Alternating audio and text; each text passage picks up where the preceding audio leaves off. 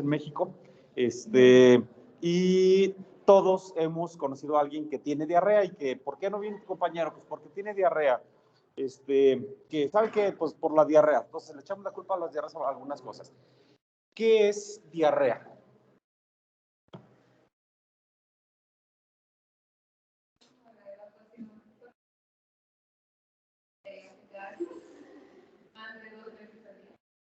Más de 2 veces al día, dice la doctora. ¿Alguien en la casa tiene algún otro concepto diferente?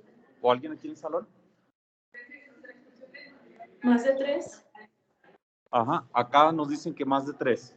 Y la doctora toma otra cosa muy importante, muy interesante, el aumento del contenido líquido en la evacuación. ¿Qué más, doctora? Ajá.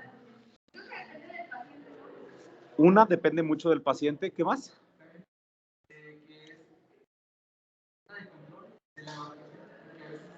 Bueno, eso es muy importante porque efectivamente nos dicen acá que falta del control de la evacuación, o sea, urgencia para evacuar, ¿verdad?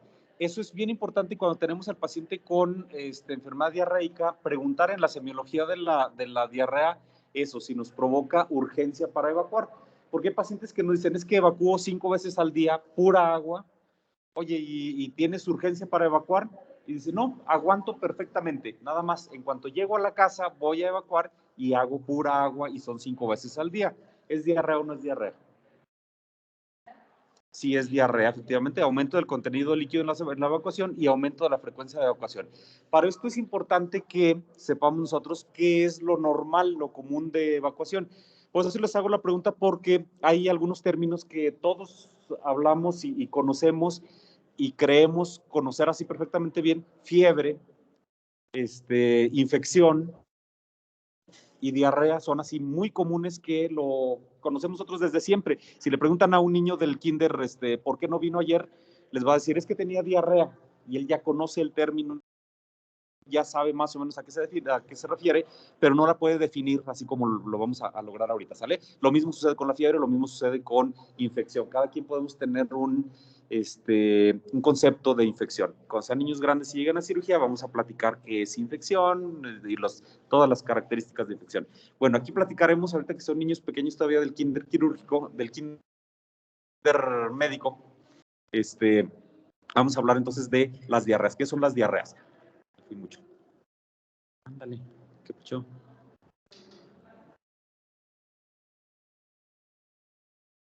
Se brinca una. WhatsApp. Bueno, diarrea aguda es no sale esta. Diarrea aguda es aquella situación donde tenemos efectivamente aumento de la frecuencia de evacuaciones. ¿Cuánto es lo normal que tengamos de evacuación por día? De 1, 2, 3. ¿Los de la casa?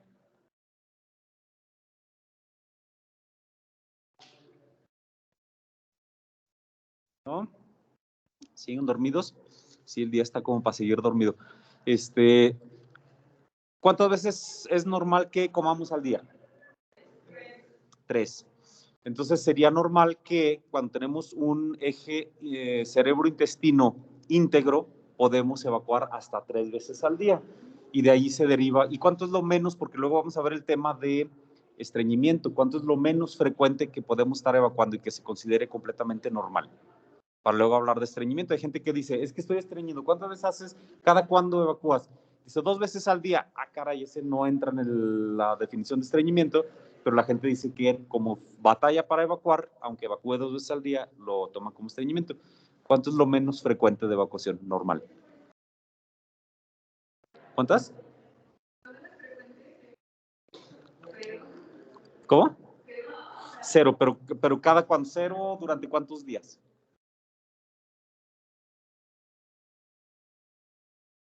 Entonces, lo normal, fíjense, aquí viene, y ese es un problema que tenemos de repente en todo esto. Uno, el examen físico del normal. Normalmente en propedéutica nos enseñan a detectar signos patológicos, ¿verdad? Nos dicen, ¿cómo se escucha el soplo protocisto o lo que sabe que es sistólico de tal enfermedad? y lo pueden ustedes describir, pero luego a veces es cómo se describen los ruidos normales en el corazoncito y a veces no estamos tan acostumbrados al examen clínico del normal, a revisar un abdomen normal, a revisar una extremidad normal, porque estamos acostumbrados a ver lo patológico. Entonces, ¿qué es lo normal de evacuación? Y lo tomamos de lo que nosotros, y aquí se ve eso, 2 veces al día, 1 vez al día, 3 al día. Entonces, la evacuación normal, que considerar normal, puede ser tan frecuente como 3 veces al día, de preferencia después de los alimentos en el postprandio, o tan infrecuente como un día, una vez cada tercer día, un día sí, un día no, de evacuación. Lo importante es que esas evacuaciones cursen con satisfacción al evacuar. Eso es la otra cosa importante en lo normal, que sea un momento de satisfacción para el paciente. Tiene la necesidad de evacuar, va, evacúa y queda satisfecho. No queda ni con pujo, ni con tenesmo, ni con sensación de evacuación incompleta. Entonces es importante que reconozcamos qué es lo normal para poder hablar luego de las anormalidades. Y efectivamente, diarrea es aquella situación donde tenemos nosotros más de 3 evacuaciones al día, aumento en la cantidad de líquido en la materia fecal evacuada y se llama diarrea aguda cuando dura menos de 3 días. Cuando sobrepasa los 3 días y llega al 7º día, entonces se llama diarrea persistente. Cuando dura más de 4 semanas, se le llama diarrea crónica. Eso es importante también en la terminología porque es diferente una diarrea aguda, el tratamiento, el abordaje diagnóstico y tratamiento de una diarrea aguda, que el de una diarrea persistente y sobre todo que el de una crónica. Se le llama también episodio diarreico a esa situación donde cumple las características de diarrea, pero que en las últimas 48 horas ya no tiene ni aumento de la frecuencia, ni aumento del contenido líquido en la evacuación, ¿sale? Entonces, tiene también importancia esto que vamos a ver ahorita de diarrea adquirida en la comunidad o diarrea nosocomial. No es lo mismo el paciente que estuvo hospitalizado o que vive en un asilo, que está en un orfanato y que desarrolla diarrea al paciente que, como ustedes, viene a la escuela y luego se va a los tacos y comienza a tener diarrea, sobre todo por los agentes causales de esas diarreas. En la diarrea adquirida en la comunidad, los agentes causales más comunes son estos que ven ustedes allí. Generalmente, bueno, es importante también, antes de continuar con esto, recordar que la mayoría de los agentes infecciosos que nos van a provocar diarreas, igual que infecciones respiratorias agudas, son virus. Entonces, también hay bacterias como estas, pero no a todas las bacterias les vamos a dar antibiótico. Eso es bien importante desde ahorita, quedarnos con el conocimiento de que vamos a hablar después de cuál es la única indicación de dar antibiótico en el paciente con diarreas. La mayoría de las diarreas agudas, y por eso es esa importancia de la nomenclatura de diarrea aguda, es que las diarreas agudas, como van a durar menos de 3 días, no necesitan antibiótico, requieren nada más la asistencia de alimentación, de evitar la deshidratación, de evitar los síntomas generales o controlar los síntomas generales, y solita se va a quitar la diarrea con tratamiento, sin tratamiento, y a pesar del tratamiento, la diarrea se va a controlar. Entonces, lo único que tenemos que hacer nosotros es mejorar las condiciones al paciente para evitar problemas. Desde ahorita les digo, viene allí en segundo lugar Shigella, es la única indicación de dar antibiótico en un paciente con diarrea aguda. Cabe mencionar que Shigella es la principal causa de disentería, de diarrea con disentería en nuestro país. Entonces, ¿qué es disentería? Porque también eso lo escuchamos frecuente y las señoras vienen y dicen y tienen como sinónimo de diarrea la disentería.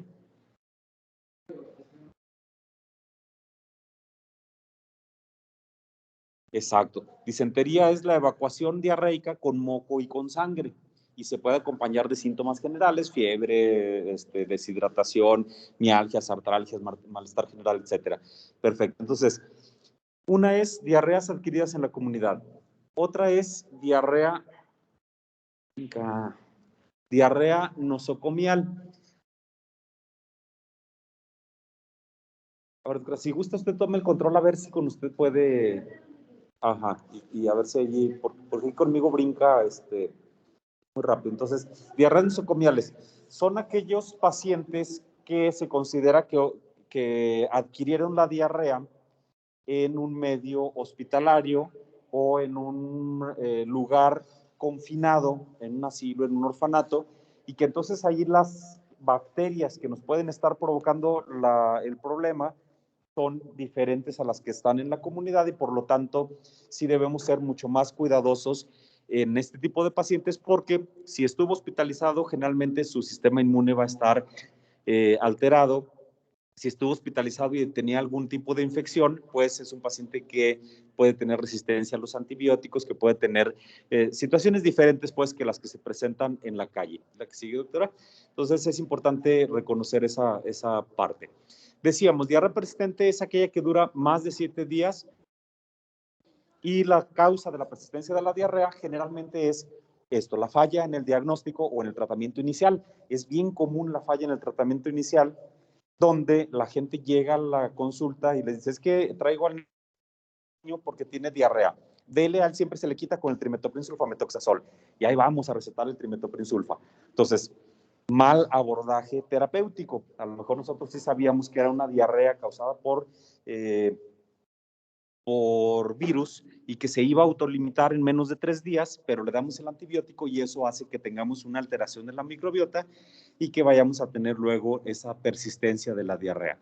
O bien cuando tenemos la causa de diarrea en parásitos, como puede ser la Giardia, la entamoeba histolítica, en ellos generalmente pues no van a responder de manera adecuada al tratamiento, pero debemos recordar que las diarreas por parásitos nos provocan, aparte del aumento de frecuencia de evacuación y de la cantidad de líquido en la evacuación, se presentan generalmente moco, sangre en la evacuación, distensión abdominal, borborigmos, en algunas ocasiones náuseas, vómitos, y entonces eso nos hace sospechar de que el paciente tiene una infección por parásitos. Y en el paciente inmunosuprimido también es frecuente las diarreas persistentes.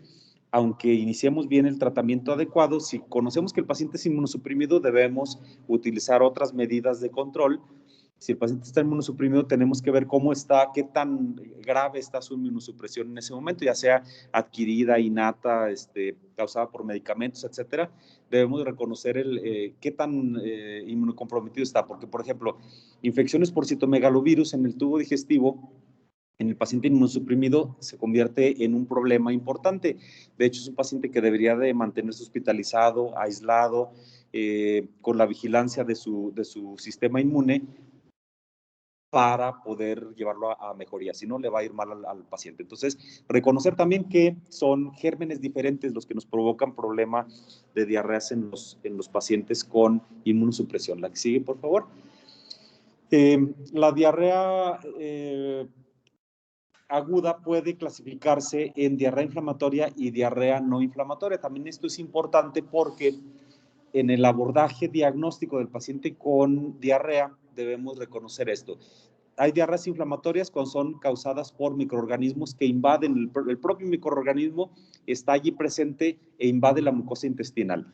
De ellos, en las bacterianas, tenemos a E. coli, por ejemplo, a Shigella, Salmonella, Campylobacter, que por cierto, en el comercial de American Express le dicen que Campylobacter jejuni es el causante de diarrea del viajero, no es cierto, es la E. coli. Entonces, eso lo vamos a ver en el siguiente tema, en infecciones del intestino delgado.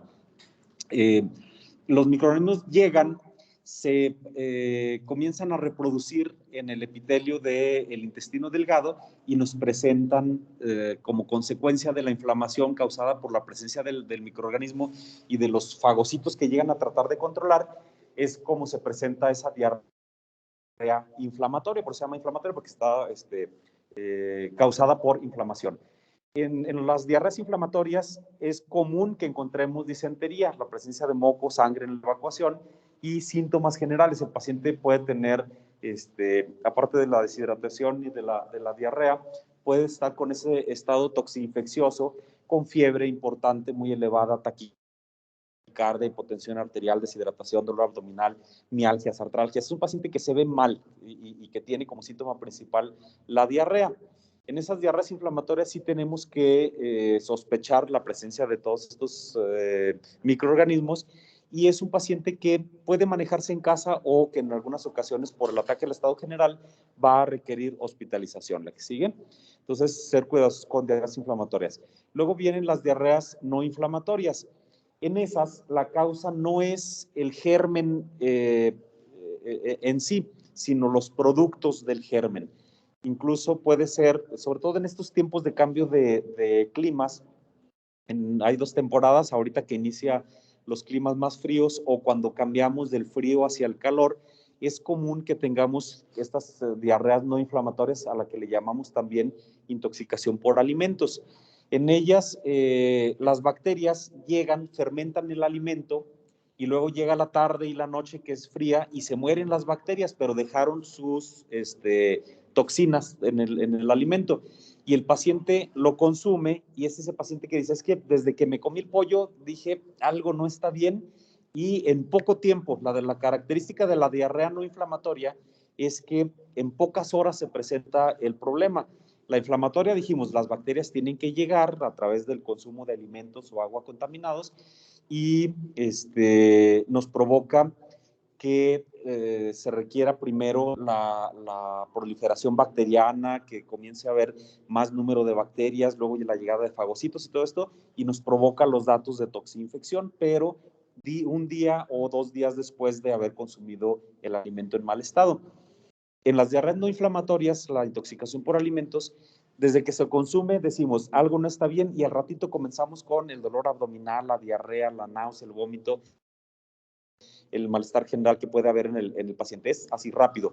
La incubación es de 4 horas o menos, se autolimita, dura menos de 3 días, y los causantes de todo esto son sobre todo las toxinas de E. coli enterotóxica, de S. aureus, del Bacillus cereus y de rotavirus. Y el paciente que tiene vómito fuera de proporción con el estado toxinfeccioso es un paciente que no tiene fiebre, no tiene taquicardia, no se ve así tóxico, no se ve infectado, pero está a vomite, vomite y vomite. Y es cuando los pacientes les preguntan eso, entonces, ¿por qué está vomitando? Dele porque tiene la infección. No, no requiere nada para infección, es el efecto de la toxina. Entonces, ¿por qué está a vomite y vomite? Porque es los 2 mecanismos, tanto el vómito como la diarrea, es el mecanismo que tiene el sistema digestivo, de que al detectar la toxina, al veneno que produjo la bacteria, la forma de sacarlo es a través de vómito o de barrerlo a través de diarrea, ¿de acuerdo? Por eso también otra cosa bien importante, en diarreas agudas no utilicen antidiarreicos, aunque la guía de práctica clínica dice que deben utilizar la loperamida, no la utilicen, no está indicada, nos lleva a mayor problema. Lo único que hace, recuerden ustedes, los antidiarreicos es limitar la función de motilidad del intestino, pero si es diarrea inflamatoria, pues le estamos dando más ventaja a las bacterias. Dejamos el intestino sin moverse, la cantidad de líquido, de alimento, de fibras vegetales que se pueden fermentar, le sirven de comida a las bacterias, y entonces les damos oportunidad de proliferación mucho mayor. Cuando no es por diarrea inflamatoria, cuando es la no inflamatoria, hace que persista el tiempo de la toxina dentro del tubo digestivo, e incluso la absorción de la toxina. Si la defensa que tiene el tubo digestivo es el vómito y la diarrea, aquí le quitamos nosotros esa ventaja de defenderse y hacemos que esté mucho más tiempo ante la toxina y que nos desarrolle más problemas. ¿Te sigue, doctora, por favor? Entonces, es importante esa diferencia entre las 2 tipos de diarreas agudas, inflamatorias y no inflamatorias, ¿de acuerdo? En las crónicas ya veremos también los mecanismos fisiopatológicos que debemos ir a buscar. En este cuadrito vemos lo que sucede, por ejemplo, de datos clínicos: la fiebre, el dolor abdominal, la sangre en las evacuaciones, la náusea, el vómito, los leucocitos en heces, de acuerdo a diferentes agentes patógenos. No es tan importante, hay gente que sabe esta tablita y que de todas maneras dice uno, pero le estás dando antibiótico y le estás dando antidiarreicos, ¿de qué sirve? Lo importante es saber que muchos de los gérmenes que nos van a provocar diarreas agudas tienen, y ahí nos dice presente, ocurre, variable, no se presenta. No es importante en algunas ocasiones saber quién produjo el problema. Lo importante es saber reconocer que tengo una diarrea inflamatoria o una diarrea no inflamatoria y cómo le voy a hacer para el tratamiento de ese tipo de diarrea. La que sigue, doctora, por favor. Entonces, no es tan importante en algunas ocasiones conocer el agente etiológico, ¿de acuerdo? Hay otras causas de diarrea, lo que ya decíamos antes en cuanto a los síndromes de absorción intestinal deficiente, y entonces también debemos de reconocerlos en la posibilidad de las causas de las diarreas agudas. Cuando tenemos al paciente con intolerancias alimentarias, cuando tenemos al paciente con el uso de procinéticos, hay pacientes que vienen y dicen, oiga, es que vengo porque comencé a evacuar más de lo normal. Y hay moco, sangre en la evacuación, distensión abdominal, datos de toxinfección. No, nada más estoy evacuando más frecuente. A ver, ¿qué medicamentos está tomando? Sucede, por ejemplo, en algunas ocasiones las diarreas matutinas de los pacientes que toman hormona tiroidea, sobre todo las que no son de... Y aquí entra otra vez lo que hablábamos en alguna ocasión de farmacoeconomía y de... pues sí, del conocer nosotros el cómo se elaboran los fármacos, el qué ventaja tiene y por qué cuesta más caro el medicamento de la marca líder que tiene sus gránulos para liberación prolongada, que de veras tiene una liberación prolongada, a la diferencia, porque el paciente viene y dice, es que ya encontré una tiroxina que me sale 10 veces más barata que la que compraba antes, pero le provoca esas diarreas matutinas. El paciente se toma la hormona tiroidea y hay una acción rápida de la hormona tiroidea y pues nos va a provocar que el paciente esté queriendo correr, haciendo cosas y la repercusión en tubo digestivo va a ser diarrea. Entonces, preguntarle siempre al paciente qué medicamentos está tomando. Hormonas tiroideas, los procinéticos, algunos laxantes. Tengo una paciente que también, así es. Oiga, es que me puede revisar porque tengo diarrea. ¿Y ahora por qué fue la diarrea? No, pues es que no podía hacer del baño y me tomé los laxantes. Entonces, nada más hay que dejar que pase el efecto del laxante, hidratarse bien y todo, pero la señora quiere siempre que le demos o antidiarreicos o antibiótico. Entonces, el uso de antidiarreicos, digo, de laxantes, es una causa frecuente también, y el paciente puede no saber que el medicamento que está tomando tiene algo de acción procinética. A veces nos dice, es que me dieron un tratamiento para la gastritis y lo que le dieron fue un procinético para vaciar más rápido el estómago o algo para reflujo. Ya habíamos hablado de procinéticos en reflujo y puede ser esa la causa de ahora efecto secundario, diarrea. Y las diarreas crónicas secundarias a cualquier otra cosa, que va a ser el tema que vamos a ver después de las infecciones. No, después de ¿verdad? El siguiente tema que vamos a ver, las diarreas crónicas, la que sigue. Y entonces, de aquí, pues ya reconocemos nosotros, una, que es diarrea, aumento de la frecuencia de las evacuaciones a más de 3 al día, aumento de la cantidad de líquido en la evacuación, más de lo normal. Hay personas que sus evacuaciones siempre, ¿se acuerdan? ¿Conocen ustedes la escala de Bristol? No, la de la característica, la forma de la evacuación.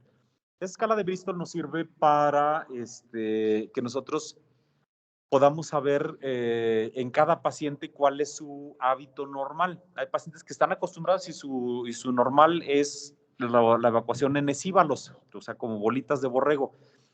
Cuando comienza a tener una evacuación normal, que diríamos nosotros, un Bristol 3, un Bristol 4, el paciente ya nos viene y nos dice que ya evacué mucho más flojo de lo que estoy acostumbrado. Esto está anormal, para él ya eso es diarrea. Entonces también es importante conocer en cada paciente esa característica normal de la evacuación. Hay quienes evacúan así cada tercer día y ya que evacúa 3 veces al día comienza a... Válgame. Ya veo yo por eso no me conecto, porque luego sale lo del tu suscripción premium de X video se ha autorizado. Cuando quieran, cuando gusten, la premium, sí sucede así y sale ahí no, se asusta uno. Bueno, no es por susto, es para no hacerlo sentir mal, de que ahí andan copiando los parches para ver X video. No, premium. ¿Qué le estaba diciendo? ¿Ya? Mugre Franco Escamilla. De la escala, sí, que hay pacientes que tienen la frecuencia de evacuación un día sí, un día no, y ya cuando evacúan 2 veces al día, para ellos ya es anormal. Entonces hay que reconocer en cada paciente cómo está la situación, ¿de acuerdo? Entonces, de acuerdo a esto, es importante que nosotros sepamos cuándo vamos a hacer exámenes de laboratorio en el paciente con diarrea. En el paciente con diarrea es bien común que sucedan 3 cosas. Una, llega el paciente o el familiar, sobre todo el familiar, que es en múltiples ocasiones el presidente del comité de expertos, a decirnos eso. No, es que venimos a que le dé antidiarreicos. ¿No le va a dar la operamida? No. ¿Y el antibiótico? ¿No le dio antibiótico, doctor? Pues no, no necesita, le estoy recomendando probióticos, simbióticos y las medidas generales tanto de alimentación como de hidratación, y a eso vienen ellos, a que les demos esto. Y luego también ya hasta se levantan de la consulta y dicen, oiga doctor, ¿y no le va a dejar, no le va a hacer exámenes de laboratorio? Pues si es una diarrea común y corriente que se le va a quitar en 3 días, de aquí a que me sale el coprocultivo ya se le quitó la diarrea, ya no me sirvió absolutamente de nada. Y además en el cultivo me va a salir E. coli, todos la tenemos. Entonces, no es tan importante. O bueno, debemos conocerlo y debemos saber cómo responderle a la gente cuando nos pregunta acerca de estas 3 cosas. Y entonces los exámenes de laboratorio están indicados cuando tenemos a ese paciente muy deshidratado, sobre todo para ver alteración hidroelectrolítica, porque hay ocasiones en que esa alteración hidroelectrolítica nos va a provocar más distensión abdominal, más salida de líquido hacia el intraluminal, la persistencia de la diarrea, o bien la presencia de estados toxinfecciosos importantes, y ahí sí tendríamos que saber, y en la evaluación del paciente tenemos que saber eso, cómo se infectó, cuándo se infectó, dónde se infectó, o bueno, es que ya estoy hablando de infección. O sea, sí es infección, sí es diarrea inflamatoria, sí es diarrea por la no inflamatoria, pero a la gente no le digan infección, porque en cuanto le dicen infección, dicen, ya ve, infección del antibiótico. Entonces, infección por virus. Entonces, ¿dónde obtuvo la diarrea? Porque una de la primera diapositiva que no se vio es lo de los factores de riesgo, que es sobre todo situaciones de higiene. Si quiere regrese, doctor, usted que sí lo puede hacer. Sobre todo es situaciones de higiene, donde sí grabaron lo de X videos, ¿verdad? Lo de los factores de riesgo, donde tenemos cosas con la higiene personal deficiente, el aseo de manos diferente, deficiente, esa gente que dices, ya me lavé las manos, cara, en 3 segundos ya te lavaste las manos, pues creo que no. Entonces, o que se les cae la comida y ¿saben cuánto? Sí. ¿Cuánto tiempo tarda una bacteria en adherirse a algo? Sí lo es, cambió, antes eran 6, pero ahora son 5 segundos. Entonces, por eso es importante decir, no hay diablo, no hay diablo, no hay diablo. Cuéntenle los segundos, son 5 segundos. Si lo hacen menos de 5 segundos, ya. Perdona. No, hay gente que tiene ese tipo de hábitos y que sí dice, es que nomás, las mamás es bien común, nomás le cambié el pañal a mi bebé y tiene las pompitas tan bonitas y hace una caquita tan bonita y luego le besé las patitas tan bonitas que tiene y por eso no me lave las manos. Es mi bebé, es la caquita bonita de mi bebé. Por eso no me lave las manos y se infectan y le provocan, otra vez hablé de infección, bueno, y tienen diarreas y le transmiten la diarrea al bebé, porque si lo lacta, pues al descubrirse también le lleva las bacterias o los virus al propio bebé, se cumple el ciclo. De los factores de riesgo, los pacientes desnutridos en cualquier etapa de la vida, sobre todo etapas iniciales, etapas finales de la vida, los pacientes desnutridos cursan con más diarreas que los que tienen buena nutrición. Los que viajaron a zonas endémicas de diarreas, ¿cómo? Calvillo, dicen acá. Sí, el viaje a zonas con un manejo de las excretas deficiente, con poca agua corriente, con algo que no, o lugares, por ejemplo, hay algunos agentes patógenos que viven más en ciertos lugares que en otros, entonces el viajar a esos sitios es un factor importante. Para nosotros no se vuelve tan diferente, pero sobre todo si ustedes ven que la gente que viene de Europa a Estados Unidos aquí con nosotros, luego en cuanto llega, hay, ya ve, doctora. A ver.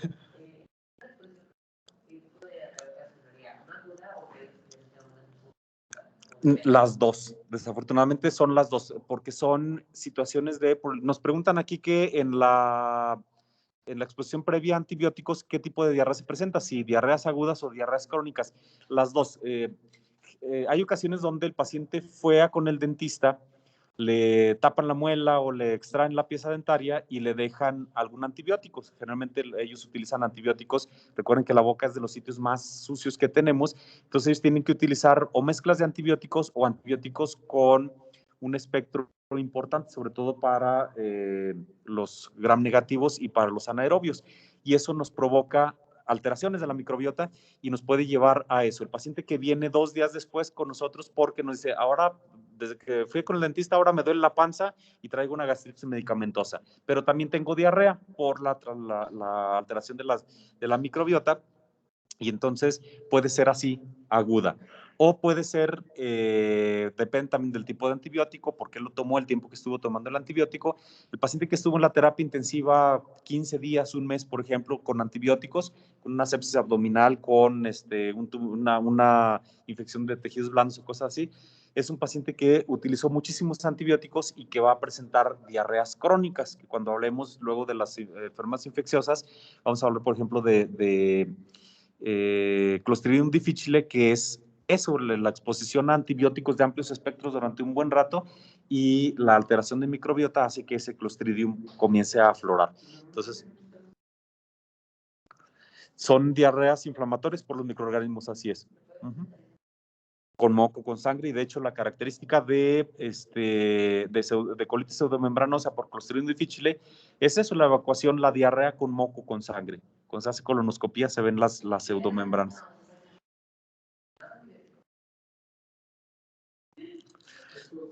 Allí es donde entra, sí, efectivamente, nos pregunta, ¿qué se le da al paciente con Clostridium difficile? ¿Más antibiótico? Efectivamente, hay que barrer, en Clostridium difficile es prácticamente el borrón y cuenta nueva. Hay dos terapias interesantes con ellos. Una es utilizar metronidazol o vancomicina a dosis elevadas, aislando al paciente. Ese paciente tiene que estar bien aisladito porque si llega otro germen, como lo vamos a dejar así expuesto a todo, nos va a provocar problema. Entonces, se tiene que barrer toda la microbiota intestinal para que luego crezca solita junto con los probióticos que nosotros le vamos a dar. Y sobre todo en Clostridium difficile es donde hay más estudios en cuanto a trasplante de materia fecal.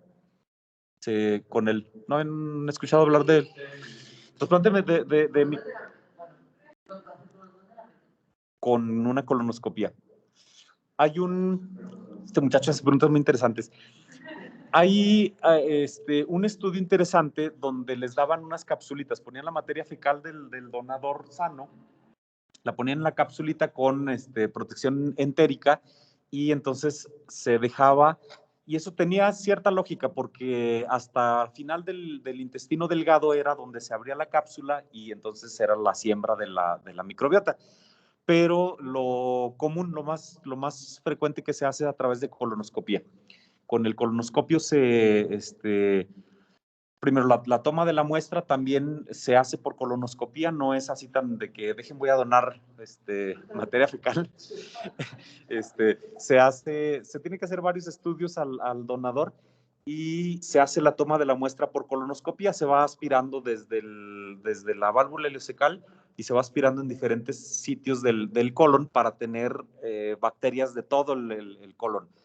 Se deja en un frasquito, se refrigera y luego ya viene el paciente que, se hacen los cultivos y todo eso, y luego ya viene el paciente al que se le va a donar y se hace la colonoscopia y lo mismo, se mete el colonoscopio hasta la válvula y luego se va metiendo la materia fecal a través del puerto de trabajo y tiene para aspirar, ahora se avienta, pues en lugar de aspirar se está irrigando la materia fecal con algo de agua en todo el colon. y es el trasplante de materia fecal. Entonces es lo que se hace con Clostridium difficile. Bueno, entonces, todos estos factores de riesgo donde decíamos, una muy importante es lo que tiene que ver con la higiene personal, con la contaminación del agua y de los alimentos, con el vivir en lugares como instituciones psiquiátricas, asilos, hospitales. Y aquí, desafortunadamente, nosotros que somos personal de salud, entramos, no vivimos en el hospital tal vez las 24 horas, pero cuando ustedes sean internos van a ver que sí viven en el hospital, cuando sean residentes mucho más.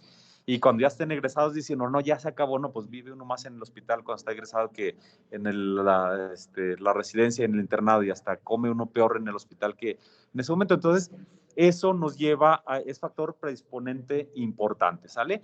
La automedicación tanto con los medicamentos, con antibióticos, muy importante, con los pacientes que tienen malestar gastrointestinal alto y que solitos se empiezan a tomar el gel de aluminio, magnesio y de meticona, por ejemplo. Hay quienes con el magnesio les provoca diarrea. Entonces, las automedicaciones o los medicamentos procinéticos, todos ellos, ¿sale? Nos regresamos hasta donde estábamos, doctora, si me hace favor. Porque ya son las 42, entonces, no, ya estaba viendo a Franco Escamilla, la doctora. Entonces, los exámenes de laboratorio los vamos a hacer en aquellos pacientes que tienen entonces los datos de toxinfección, los que tienen la presencia de sangre o pus macroscópico en la materia fecal, y los que tienen deshidratación muy importante o los pacientes que tienen fiebre. Ellos, de hecho, en algunas ocasiones los dejamos hospitalizados para, sobre todo los que tienen, aparte de la diarrea, más de 5 evacuaciones al día, o que no tolera los alimentos, a ese déjenlo hospitalizado, hidrátenlo intravenoso y hagamos ahí sí los exámenes de laboratorio que deben incluir el coprocultivo, la determinación de amiba en fresco. Aquí en nuestro medio siempre determinamos amiba en fresco porque convivimos mucho con la amiba. La guía de práctica todavía dice reacciones febriles, pero luego vamos a ver cuando hablemos de salmonela que no es el mejor método. Ya no soliciten reacciones febriles, o cuando alguien venga y les diga, dame tratamiento porque mira, me mandé a hacer estos exámenes y ahí está positivo. Ya no sirven, no, una gripa, el haberme golpeado, el estado de estrés puede provocar alteración de las reacciones febriles. No son ya ningún buen método para todo esto. Luego hablaremos específicamente de ellas. Los leucocitos en moco fecal, el examen general de orina, la biometría hemática y los electrolitos séricos. Electrolitos bien importante para eso, la reposición de electrolitos en el paciente con diarrea. La que sigue. Entonces, son los exámenes que vamos a hacer. Con los exámenes, pues sí nos vamos a dar cuenta si el paciente tiene muchos leucos en el moco fecal, por ejemplo, si tiene un examen coprológico si tiene aumento de bacterias, pues podemos nosotros controlar con este tipo de tratamiento y con buena hidratación, con probióticos, vamos a mejorar, nada más por la competencia con los probióticos, el paciente va a mejorar. El que tiene ese estado toxinfeccioso importante, que tiene fiebre, que tiene pus en la materia fecal, en ese sí podemos utilizar algún antibiótico, dosis únicas o 3 dosis de antibiótico únicamente, no los esquemas de 7 días que les dan de repente y hasta de mezcla de antibióticos, no es lo mejor. Lo importante en el tratamiento es la reposición de los líquidos y los electrolitos. Si nosotros le ayudamos a ese intestino a estar absorbiendo mejor, le va a ir bien muy pronto a nuestro paciente. Esa reposición puede ser, ya decíamos, hospitalizado con la hidratación endovenosa o bien con el tratamiento en casa con suero oral, cualquiera. Afortunadamente ahorita vivimos en un tiempo donde hay, primero, acceso a los sueros, se los venden en el Oxxo, se los venden en la farmacia, se los venden en todos lados y hasta tienen sabores ricos que antes era el problema. Tómese el suero oral, no, porque sabe rete feo. Exacto, hasta dice la doctora, hasta el sabor michelada está bien bueno y así fresquecito, sabe bien bueno y ni se siente que se está uno hidratando, ¿verdad, doctora? Piensa uno que le anda siguiendo. Entonces, sí, exacto, se la está curando de una forma diferente, siguiéndola, conectándola. Entonces, la hidratación con el suero oral. Recomendación, díganle a los pacientes que no consuman, ahí viene lo de cafeína, refrescos. Muchos de los pacientes están acostumbrados a que para el tratamiento de las diarreas, lo que hacían las abuelitas antes de que le daban a un 7-Up, le echaban una cucharada de bicarbonato y luego, pum, tómeselo, y luego galletas, galletas saladas. Era un buen método porque llevaba sodio, llevaba agua, llevaba algo de azúcar, que es lo que lleva el suero oral, electrolitos, agua y algo de glucosa.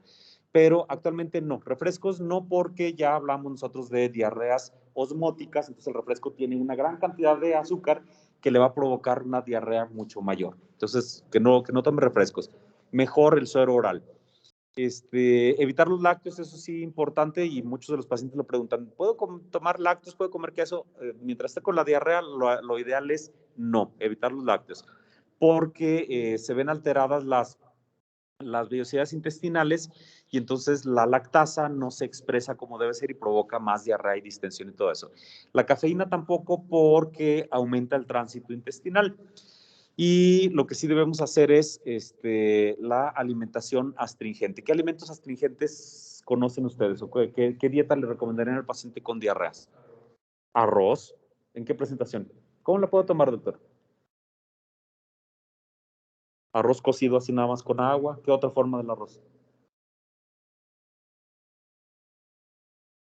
Realmente de todas. El arroz en cualquier forma, menos un arroz que esté como el de la comida china, que es arroz con grasa, por lo pesado de la grasa. Pero realmente cualquiera, sopa de arroz, el arroz cocido así, agua de arroz, agüita de horchata, arroz, el arroz con leche, como dijimos que los lácteos no, pero se puede hacer algo parecido al arroz con leche con bebidas de soya, bebidas de coco o de almendras, con eso sí se puede. Entonces, arroz, el arroz en el caldito, el arroz es lo mejor porque tiene muchas formas de prepararse, entonces el paciente sigue consumiendo alimentos si es dieta astringente. ¿Cuál otro? Pollo, exactamente. ¿En qué presentación? Lo mismo, mientras no sea como usted quiera, justo para allá iba. Mientras no sea demasiado irritante, mientras no sea ese Kentucky que viene así escurriendo en grasa, o si es rostizado, recomendarle al paciente, todo esto sí debemos, y por eso me tardo avanzamos poco en estos temas, porque son temas muy comunes. Esto lo van a ver ustedes siempre, siempre, siempre van a ver pacientes con diarrea y le van a tener que decir eso, la alimentación astringente. Y estos tips así, el pollo, entonces ahorita nos vamos al Kentucky, acá, no, si es pollo rostizado, que le quite la piel al pollo, la carnita blanca del pollo, entonces es lo más rico, efectivamente, pero cuando está enfermo ni siquiera se antoja eso. Entonces, la carnita blanca del pollo. ¿Qué otro alimento astringente conocen? Gelatina, exactamente, de preferencia light, porque la que tiene azúcar es muy pesada y nos va a provocar también diarrea osmótica. ¿Qué más? ¿Cómo? Verduras, las verduras, ¿cómo? Al vapor, exactamente, especificarles verduras al vapor, la que sea, cualquiera de ellas. Cuando se hacen al vapor, se rompen los enlaces y entonces no genera fibra. La verdura fresca, sin cocinar, lleva buena cantidad de fibra y entonces eso permite más tránsito. Lo que necesitamos es astringente que se absorba en la parte superior del tubo digestivo y que no genere más residuo. ¿Qué más? Jabón, perfecto. ¿Qué más? ¿Cómo cuáles? En cantidades pequeñas nos dice que los granos, entonces sí, la cebada, por ejemplo. ¿Verdad? Realmente sí, la cerveza es, no sé, porque lleva fibra. Entonces, no le conviene la cebada. Algunos granos pueden ser, el, sí, y también hay que saber, por ejemplo, si el paciente tiene algo de predisposición a intolerancia al gluten, también en algunos, mientras más blanca sea la harina que va a tomar el paciente, podemos entrar un poco en controversia, pero por ejemplo, de los granos, defendiendo las dos posiciones. Una, las galletas saladas efectivamente se pueden tomar, las galletas marías también, las tostadas horneadas, yo pensé que cuando dijiste granos iba a ser el maíz, las tostadas horneadas o la tortilla, lo que hacían las abuelitas también, la tortilla así durita en el comal que se vuelve una tostadita, es una buena opción para como dieta astringente. Y además con lo quemadito lleva carbón, que es un Prebiótico es un alimento para las bacterias buenas del tubo digestivo y disminuye la cantidad de gas, disminuye el movimiento intestinal. Entonces, sí, ¿qué otra cosa de alimentación astringente? ¿Ustedes están en la casa? Pescado blanco, exactamente, un filetito de pescado, que sea, puede ir el pescadito con verduras al vapor, que esté poco condimentado, que no esté con grasa, que no sea frito. ¿Qué más? Camarones no, lleva mucha grasa, es muy pesado. Entonces, sí, no, pero pescado blanco sí. ¿Qué otro? ¿Qué comen diario? La gente, ¿qué es lo que nos pregunta? ¿Mi sopita? Doctor, ¿no puedo comer? La maruchan específicamente no, sí, me pegaste también. La maruchan era fabulosa. Cuando uno era interno o residente, pues de eso vivía, y barato, y de uno que era foráneo, pues mucho más. Entonces sí, viva la maruchan, nos salvó de todo. Ya casi vámonos. Las sopas de pasta, sobre todo pasta italiana, sin salsa, se puede. Las salsas ya ven ustedes que tiene una gran cantidad de azúcar, pero así el espaguetito nada más en agua, condimentado si acaso con hierbitas, con un poquito de aceite de olivo, se puede sin problema. ¿Qué otros? De bebidas. ¿Mandé? No, hay un chorro. Los tés que no estén, ahí también es importante, porque la gente les va a preguntar, doctor, ¿puede tomar tecitos con el suero oral? Sí. Ahorita retomamos lo del té. ¿Agua sola puede tomar el paciente? Porque hay pacientes que vienen así y nos dicen, es que mire, ya me tomé 4 botellas de estas de alindro y no se me quita y sigo deshidratado. ¿El agua mineral? Es que el agua como que diluye... Un poquito, agua mineral, porque contiene sales minerales. El agua como que ya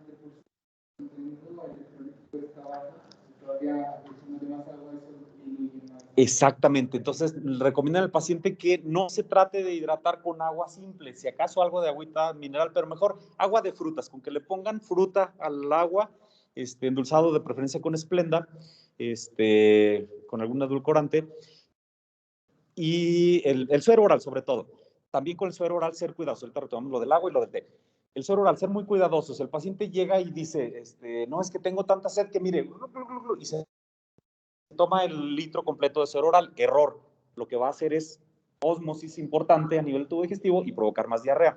Entonces, por eso es la indicación en los niños. Cuando lleven pediatría van a ver eso, que el esquema A de la hidratación oral, por cada evacuación o por cada vómito, una taza, cucharaditas, así. Al adulto le podemos decir que en traguitos pequeños, igual 250 mililitros a tragos pequeños después de cada evacuación, y durante todo el día que se tome 1 o 2 litros de suero oral en cantidades pequeñas durante todo el día, que no se lo tome así de repente. El agua simple, contraindicada por esa misma situación, eso disminuye la osmolaridad, hace que salgan electrolitos y nos persiste la diarrea. Los test, recomendarle al paciente que ponga a hervir primero el agua, luego pone la infusión durante menos de 5 minutos y retira la infusión, y endulzado con algún edulcorante o agua de frutas. Agüitas frescas puede ser, nos decían del arroz, entonces agua de arroz, agua de coco, esa nos ayuda mucho a disminuir la posibilidad de la presencia de diarreas. ¿Qué más? ¿Qué otros alimentos? Un poco, exactamente.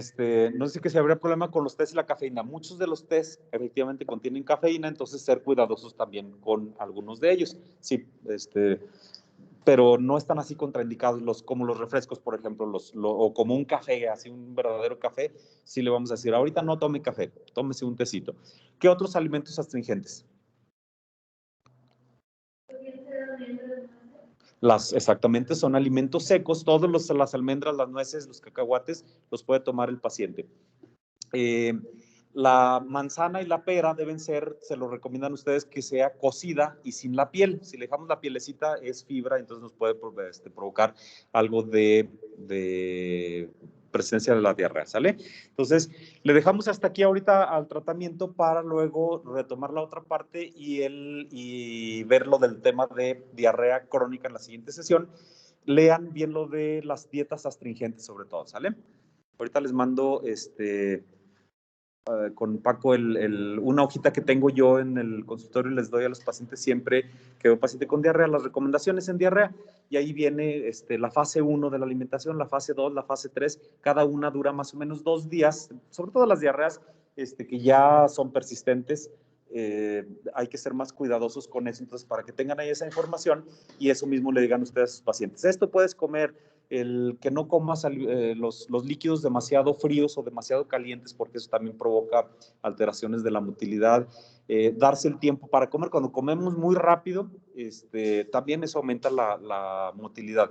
Entonces, darse el tiempo para comer, hacer una buena sobremesa después cuando tenemos diarrea y todo eso. Entonces, ser cuidadosos, ¿sale? Y sobre todo, recomendarle al paciente, aparte de este tratamiento, en la prevención, el aseo de manos.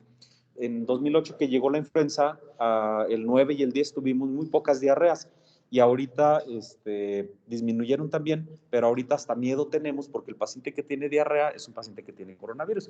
Entonces, aguas, también ahí hay que ser muy cuidadosos, ¿sale? ¿Preguntas, comentarios hasta aquí? Bueno, vámonos, nos vemos en la siguiente sesión. Pórtense bien.